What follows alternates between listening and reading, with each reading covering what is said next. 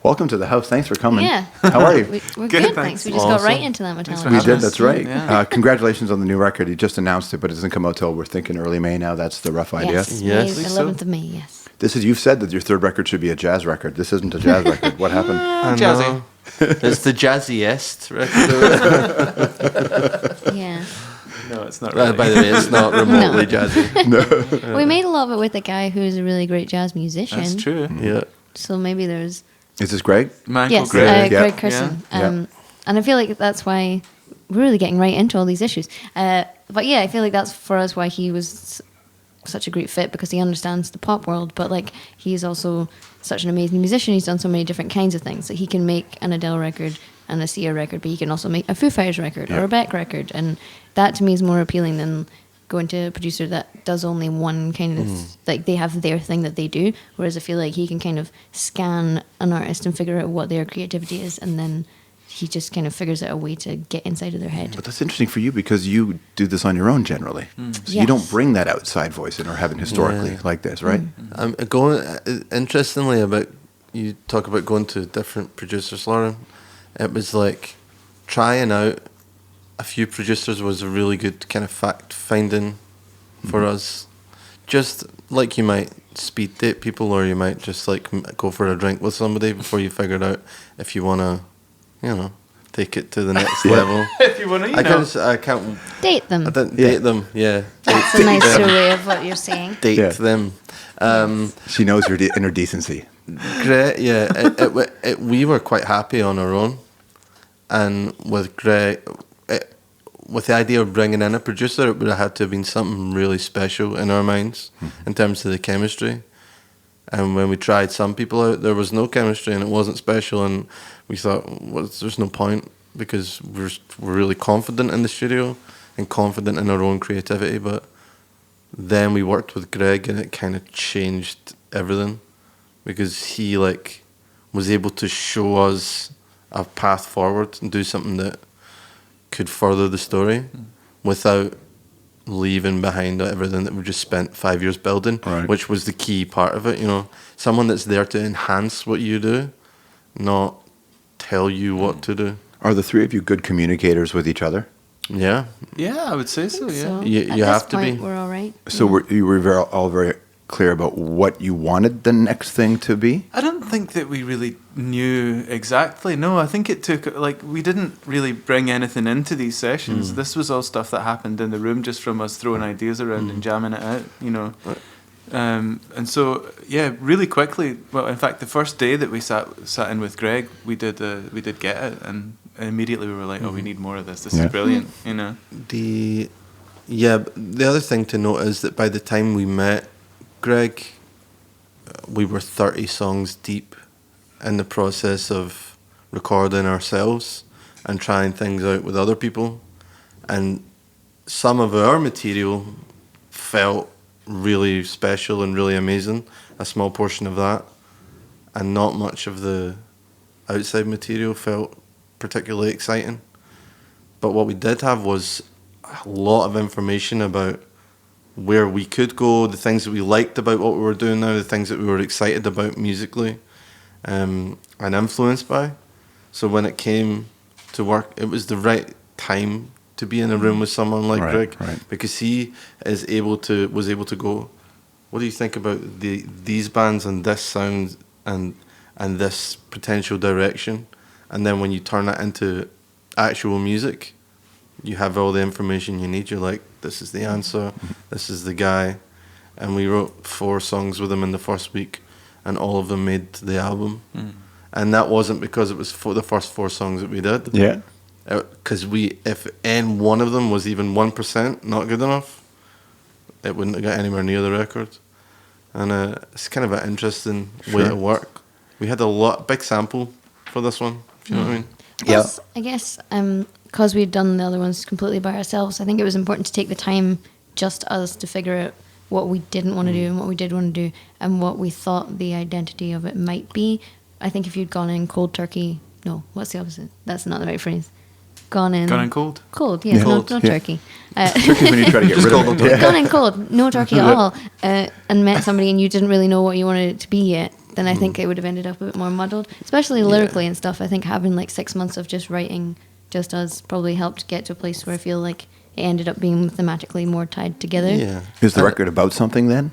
Being able to be in that space and writing?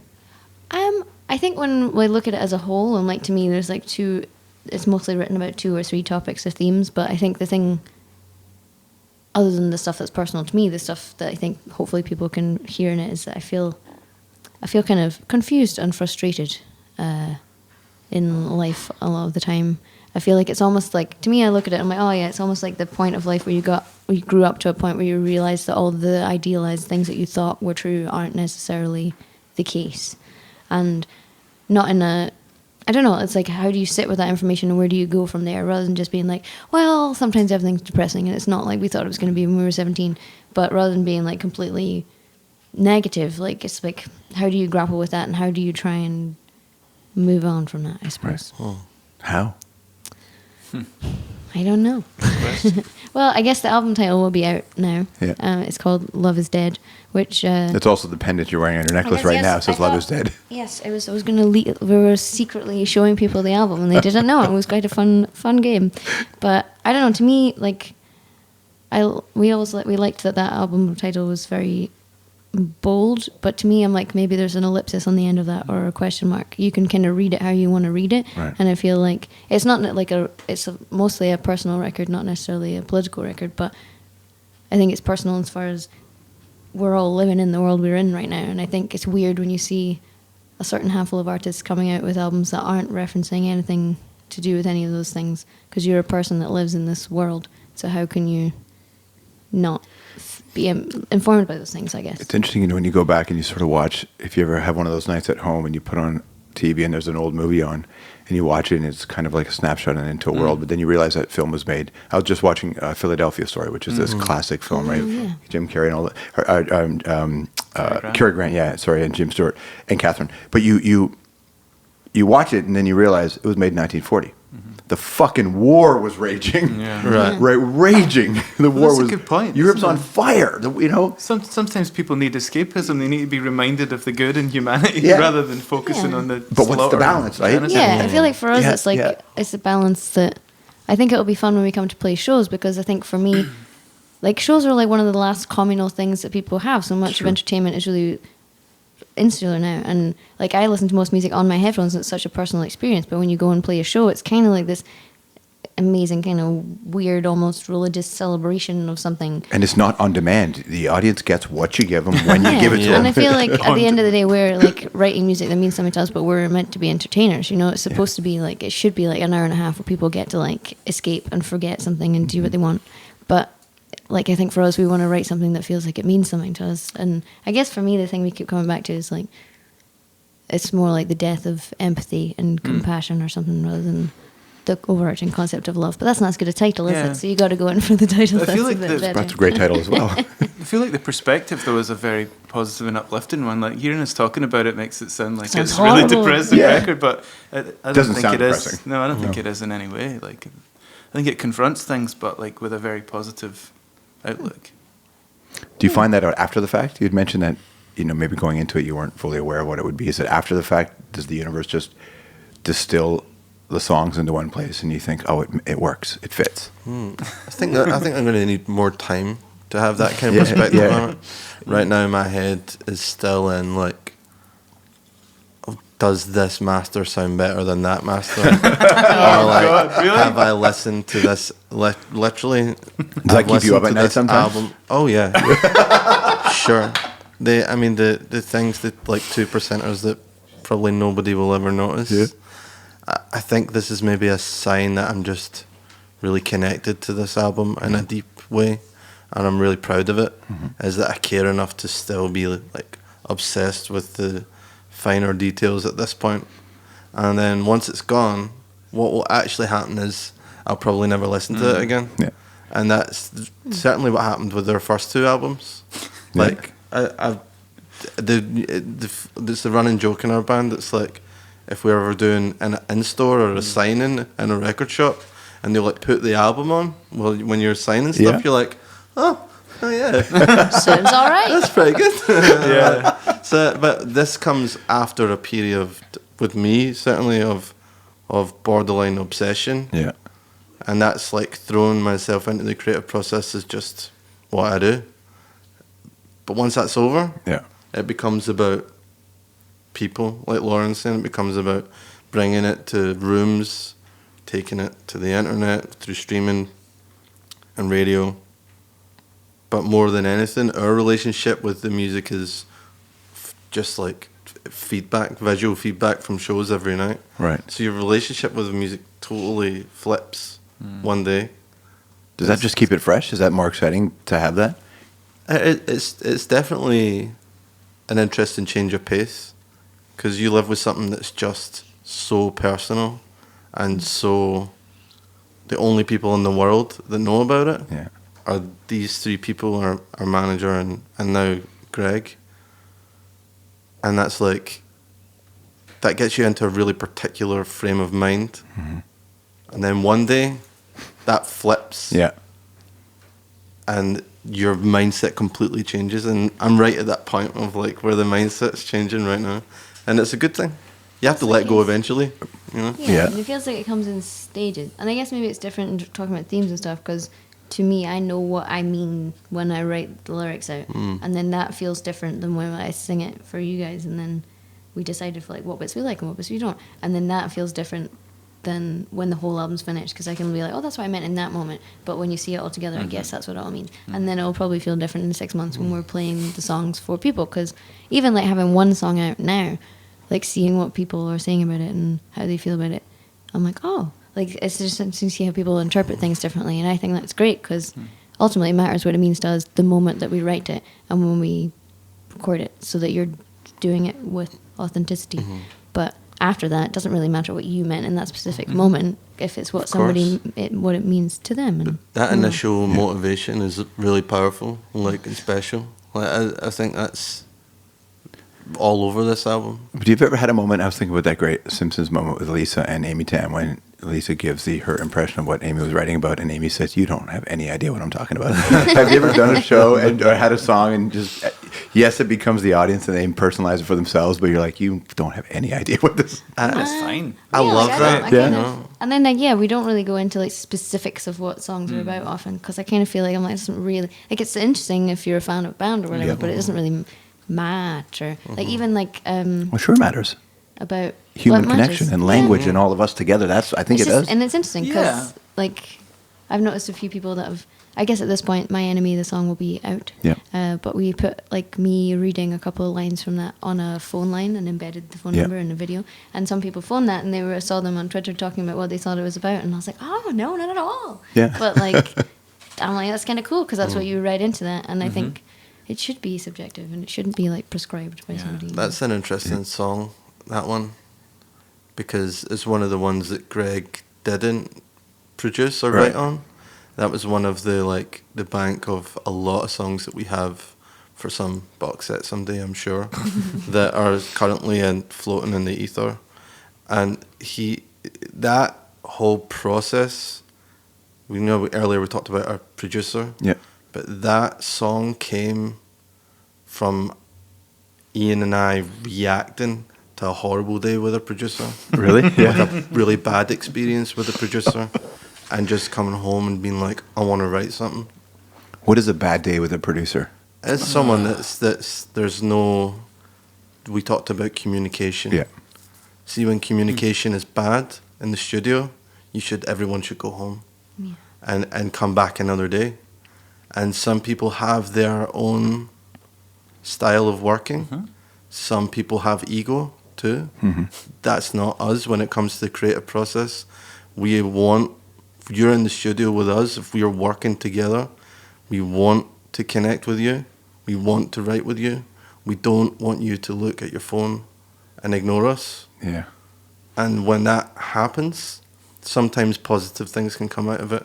And My Enemy is an example of us just trying to remind ourselves that we could still write. Who's the producer? Oh, I'm not going to I know you won't, but I We had to won't ask. say, well, and then I guess, and that's, we're not about that. We're not Right. about criticizing people Yeah. publicly. Yeah.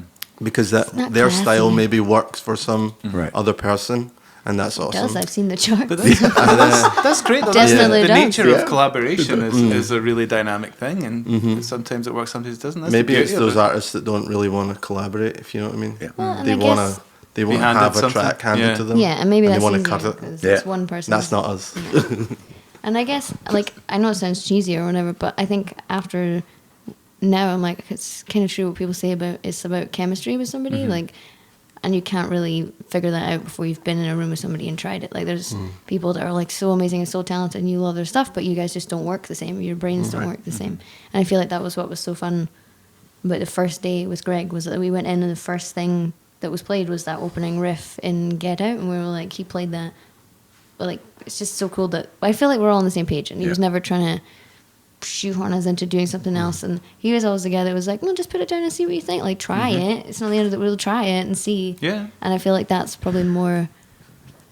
I feel like negativity breeds more negativity, you know. And if you don't feel like you're in the right space, like I'm just me personally, I don't know about you guys, but I feel like I don't perform well under that kind of pressure. Yeah. Like some pressure, fine, but if it's like that kind of like negging, I don't enjoy. There's also this idea negging. that any negativity, if you can't hack negativity, it implies some sort of softness, but it isn't, because it really is just what breeds creative spaces, right? And if When you have to feel safe if That's you're right, gonna like yeah. share those Yeah. things with people, I and if think you're on everyone's edge. different Negativities, with that yeah. stuff, because that, I guess, the My Enemy thing is a perfect example of taking a deeply negative experience and making something good out of it. You But know? in our own studio by in our ourselves own way, afterwards.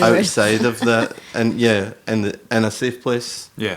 But at the back, the driving force was that feeling of So maybe it was anger and disrespect. Yeah. You know, it's I'm like feeling judged, the which is weird. I mean, even to on a deeper, more philosophical level, what is more important, the experience in the making of the record or the actual record? Because how you spend your time is really time is the only currency that really matters, and nobody can buy more of it. Yeah. So, a wonderful record that ends up being 70 minutes or 48 minutes of beautiful experience versus the 5, 6, 7 months. What's more important, what you make or the process of making it? It depends on your perspective. I think as an artist, then the journey is everything, you know.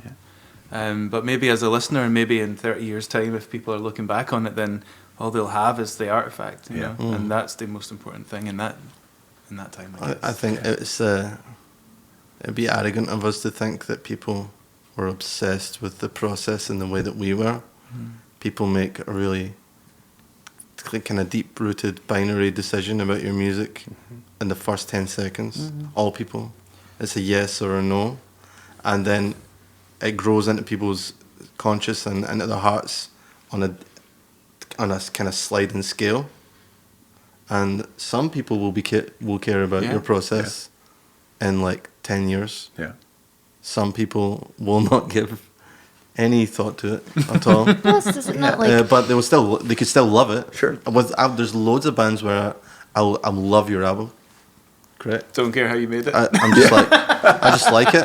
Why do you like it? Don't know, just do it. Yeah. Right? plus, do you not think that like sometimes I feel like if I love the record, then I'm like, oh, how did they make that? Yeah. But like so, and you hear the stories, few stories of like it took somebody 10 years to make something, and you know the process was so arduous, but at the end of the day, the record was kind of crap. Yeah. So then I'm like, oh, I care about that, in it, but not, you know, I feel like it's important to us because it means, well, we got to where we got to, and if you love the record, then maybe that's interesting if you're into that kind of stuff. But I like it because I want people who are listening who may not ever make a record, some may not, but it's just giving them different ways to experience their time and sort of honor whatever their art is. And hearing other people's process, it's probably better if you remove it from the final product. It's just, how did you get through shit that didn't work? How did you do? How do you, like I was thinking about this. How long ago was it you had that job where you were mopping, listening to music? oh, that would have been 2010. Okay, so that's a long time ago. And what was the In the place scheme of where were you things. working? I worked in I was after I graduated from college, I worked in a cafe in Glasgow, and it was like, you just do the cooking and you work behind the counter, and at the end, I remember, you've definitely done your research, but I remember like it was around the time, I think a new national record had just come out around that time, and we weren't allowed to play our own music during the day, we had to play off the crappy cafe playlist, and there was like 20 songs, and we just go around and around. Cafe and around. playlists can make you give up on humanity. So They yeah, but really when we were can. tidying up, we could Especially play stuff we around wanted. Christmas. And it was just, it's odd to think about that now. But you were listening to the National. Yeah. And then so When I people was- would have now listening to this will have seen the appearance of Matt in your life. Yeah, Right? he's on there. And he's on My Enemy. That's right. The song. And that's just cool. odd to think. I'm like, oh, if I could go back in time and be like, one day, somebody that you guys really admire as a musician, as a person, will sing a song you guys wrote. He'll sing lyrics that you wrote, and he'll like it. Apparently, and I'm like, does he? I'm so confused. Do you think? But, yeah. Do you think he'd be up for joining the band on a more permanent basis? Promo when we do promo with Matt. It's He's not a that you guys have fun, lovely, but He's he's a just lovely such a nice person. man. so Yeah. funny as well. It just makes the repressed stuff a lot lighter because he Yeah. just bounds around like a puppy all day. He likes a bit of a practical joke in the press. He doesn't he? It's good. A really warm person, just a really deep guy. One of these people. As soon as you meet him, you just want to be in his company. Yeah. Because it's just a really it's like gravity, but more his intelligence. You want to learn from him, and you want to understand where he's coming from. And then I mean, that person, you watch that guy and you interact with that guy, and then you hear what he sings and how he sings it. Right. And it's like, this guy has a really interesting way of diving into a pool and then getting out of it. And being a little bit more affable in a way. Which is cool. Yeah. Interesting. And I feel like the stuff that they write is so honest, and sometimes when you listen to the songs, you're like, it's a lot of quite like, I don't know, you're like comfortable talking about your own ugliness, and I think that that's an important thing. I try to think about when you're writing. I'm like, okay, I think there's a lot of it. You think that you're delving really deep, but you're still technically stopping at a point because you're like, well, I don't want people to think I'm an asshole. So, but I think that he's very honest in that regard, and that makes people like trust him because he's really analyzing it properly. And I guess for us, it's really nice that this came about in such a, well, I hate when people say organic, but organic way. Like we met them at a festival, and then we played a song with them at a festival, and that was about it. We had each other's email addresses. That was about the end of it. And then Matt was working on a thing called 7 Inches for Planned Parenthood, and they were contacting a bunch of artists and getting people to come together and do a special song for this release to kind of raise awareness for and a little bit of money for Planned Parenthood. And like he spearheaded that with just a couple of other people, and then he asked us to do it. And I think it's kind of rare to meet people who believe in what I think are the right things, but they actually put their money where their mouth is and they actually do it. And then however many months down the line, we were like, oh, maybe we should send Matt this song. He probably won't want to do it. He's a very busy man. And he replied within like an hour and was like, yeah, sure, send me the stems. I'll do it tomorrow. We're like, oh, okay. Cool. Quick, get the stems ready. Yeah. Was the song ready to send to him? Yeah, Yeah. It had, well, Kind the of, yeah. first thing was it was about. I know that it's not. It's all kind of subjective at the end of the day, and this is not a breakup song in your mind, but it sounds like one of these like devastating moments Yeah, I don't of think a it's about breakup it. in my mind. Yeah. And I'm on the verses. Oh. Like I'd done the top line. So I'm on the verses and Lauren was singing the chorus. I'm like, this is weird. I don't think I this don't wanna sing feels about it, right. no. Us singing a duet about breaking up. Yeah. Wouldn't it be cool if Matt sang on this track and it literally started as a conversation in a cab or something like that? Yeah. Yeah, we Like, were like, the how cool would take's not that quite be? right. Like, what And it can we- went from that to like, you should email him. Did you do it? And then happened in less than 24 hours after when Lauren eventually sent him a message. How many versions of the take did he send you? There was a ton. There Yeah. was a There's a bunch of It's so, options. like, 12. organized. Like, that was For the each thing. verse. He didn't Van Halen us. Yeah. He was like, That might need some explanation. It's yeah, quite people a are niche like, story. where is That Oh, yeah. Van Halen? like when you Van Halen someone, that means you turn up and you do 3 takes And you leave. and then you say go pick one. pick the one that you think's the best, a la what Eddie Van Halen did on "Beat It," like the Michael Jackson song. I think that went all right. All things I considered. bet you the other two were good as well. Yeah. Can you imagine what the 8th would have been though? Right? Okay. Well, he might It have could have brought tuned, world peace. he might have tuned his guitar by the 8th take. It's a little bit wonky. Hey, you don't need to tune. You're so good in your Van Halen. You don't can need bend to it tune. goes You can into bend pitch. it into pitch. That's what he's doing. I heard when Roger Waters asked Jeff Beck to record on the Muse to Death record, Jeff yeah. showed up without a guitar. There was a guitar that they had to go to the store to get. It still had the tag on it. Jeff plugs it in, does the riff once. Roger says, got it. Jeff puts the guitar down, leaves. That's it, man. Does it sound okay? It's amazing. I mean, it's what it is. Love it. Yeah. But it's Well, but you amazing. can a great spend player. ages trying to get something too perfect, and it can lose all the character. You know. Absolutely. I don't know. It's interesting that that we even have to fight for Planned Parenthood in this era. One would think that we'd go there already, One would think many things, but alas, we haven't. we have not. Well, It no longer exists. But talk about TYCI. yes, that was a collective. I started pretty much around the same time as this band, I guess. So, in a weird way, I'm like, I had foresight for what was about to befall us. But yeah, it was just a thing I started with some friends. It was like a club night and then a radio show, podcast, zine kind of thing in Glasgow, which was about kind of trying to book female performers and female artists. And yeah, just because having grown up playing in that town and in that scene, you're pretty much always the only one. And I know I'm not the only one, but like, how do you make people feel? And I think it's a chicken and egg thing. Like, we see it now when we do festival lineups.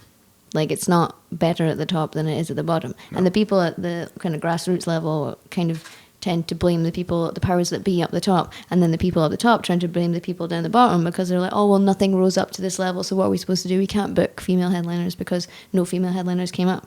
But then on a local level, people aren't making the space, and people aren't, like, what was it the guy from the Grammys said? He was like, Step up. You got to step up. I'm like, well, people are stepping, but the step's not the same step that it is for you.